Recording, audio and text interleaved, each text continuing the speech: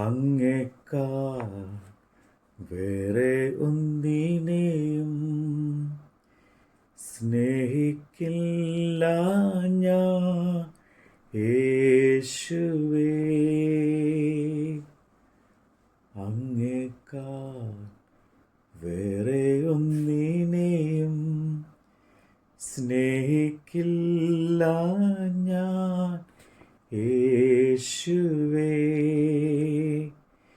നീ എനിക്കായി ചെയ്തതും നീ എനിക്കായി ചെയ്തതും നീ എനിക്കായി ചെയ്തതും നീ എനിക്കായി ചെയ്തതും ഒരു കണ്ണും അതു കണ്ടിട്ടില്ല, കാതുകളും അതു കേട്ടതില്ല, ഹൃദയത്തിൽ തോന്നിയതില്ല. അങ്ങേക്കാൾ വേറെ ഒന്നിനെയും സ്നേഹിക്കില്ല ഞാൻ യേശുവേ. യെശയ്യാ പ്രവാചകന്റെ പുസ്തകം 57 അധ്യായം. നീതിമാൻ നശിക്കുന്നു, ആരും അത് ഗണ്യമാക്കുന്നില്ല. ഭക്തന്മാരും കഴിഞ്ഞു പോകുന്നു, നീതിമാൻ അനർത്ഥത്തിന് മുമ്പേ കഴിഞ്ഞു പോകുന്നു എന്ന് ആരും ഗ്രഹിക്കുന്നില്ല. അവൻ സമാധാനത്തിലേക്ക് പ്രവേശിക്കുന്നു.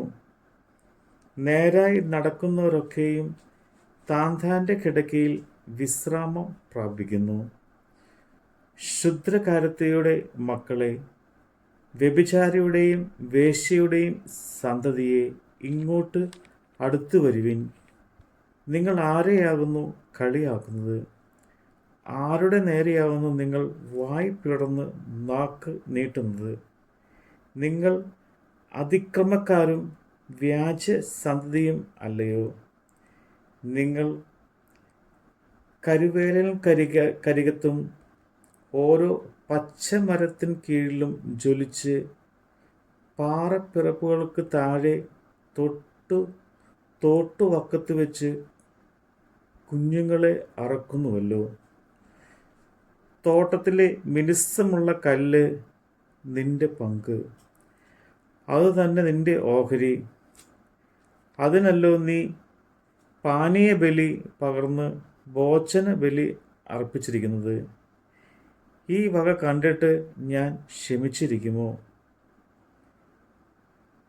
പൊക്കവും ഉയരവുമുള്ള മലയിൽ നീ നിന്റെ കിടക്ക വിരിച്ചിരിക്കുന്നു. അതിലേക്ക് തന്നെ നീ ബലി കഴിപ്പാൻ കയറി ചെന്നു. കതകിലും കട്ടളയ്ക്കും പുറകിൽ നീ നിന്റെ അടയാളം വെച്ചു. നീ എന്നെ വിട്ടു ചെന്ന് മറ്റുള്ളവർക്ക് നിന്നെ തന്നെ അനാവൃതമാക്കി കയറി നിന്റെ കിടക്ക വിസ്താരമാക്കി. അവരുമായി ഉടമ്പടി ചെയ്ത് അവരുടെ ശയനം കൊതിച്ച് ആംഗ്യം നോക്കിക്കൊണ്ടിരിക്കുന്നു. നീ തൈലം കൊണ്ട് മോലേക്കിൻ്റെ അടുക്കൽ ചെന്നു. നിന്റെ പരിമളവർഗം ധാരാളം ചെലവ് ചെയ്തു. നിന്റെ ദൂതന്മാരെ ദൂരത്ത് വെച്ചും പാതാളത്തോളം ഇറങ്ങിച്ചെന്നു. വഴിയുടെ ദൂരം കൊണ്ട് നീ തളർന്നു പോയിട്ടും അത് നിഷ്ഫലമെന്നു നീ പറഞ്ഞില്ല. നിന്റെ കൈവശം ജീവശക്തി കണ്ടതുകൊണ്ട് നിനക്ക് ക്ഷീണം തോന്നിയില്ല. കപടം കാണിപ്പാനും എന്നെ ഓർക്കുകയോ കൂട്ടാക്കുകയോ ചെയ്യാതിരിപ്പാനും നീ ആരെയാകുന്നു ശങ്കിച്ച് ഭയപ്പെട്ടത്? നിന്റെ ബഹുകാലം മിണ്ടാതെ ഇരുന്നിട്ടില്ലയോ? നീ എന്നെ ഭയപ്പെടാതിരിക്കുന്നത് നിന്റെ നീതി ഞാൻ വെളിച്ചത്താക്കും. നിന്റെ പ്രവൃത്തികളോ നിനക്ക് പ്രയോജനമാകുകയില്ല. നീ നിലവിളിക്കുമ്പോൾ നിന്റെ വിഗ്രഹ സംഭവം നിന്നെ രക്ഷിക്കട്ടെ. എന്നാൽ അവയൊക്കെയും കാറ്റ് പാറ്റിക്കൊണ്ടുപോകും. ഒരു ശ്വാസം അവയെ നീക്കിക്കളയും. എങ്കിലും എന്നെ ആശ്രയിക്കുന്നവൻ ദേശത്തെ അവകാശമാക്കി എൻ്റെ വിശുദ്ധ പർവ്വത്തെ കൈവശമാക്കും.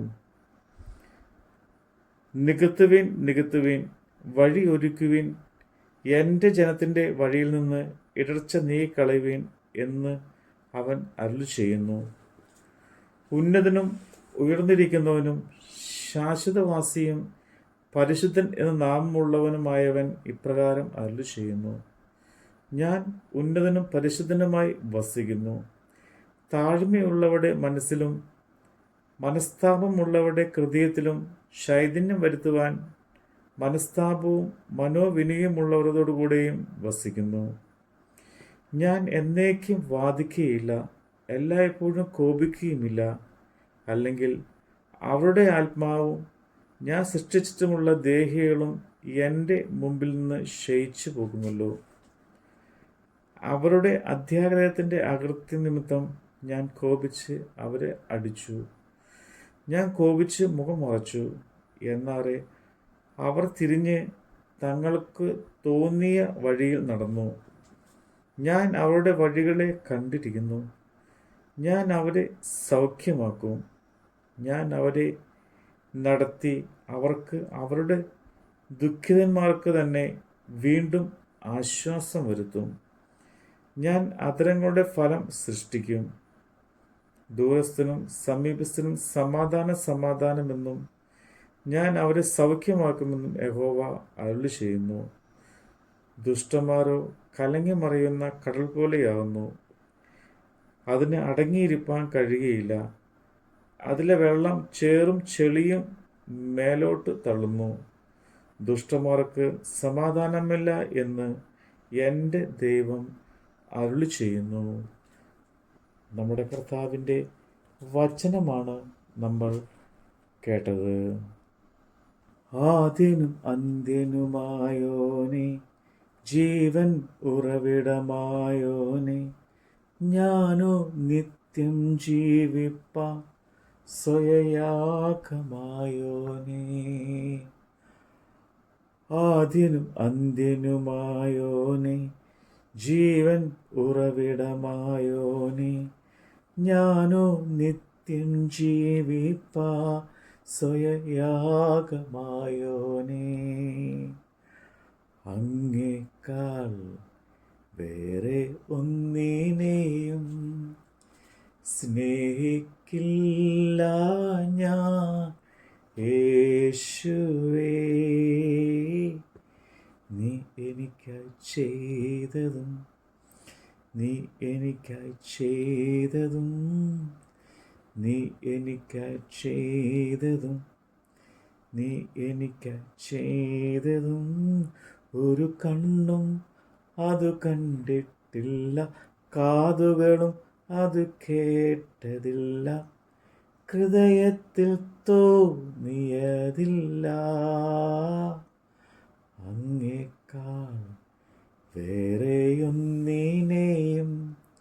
സ്നേഹിക്കില്ല ഞാൻ യേശുവേ.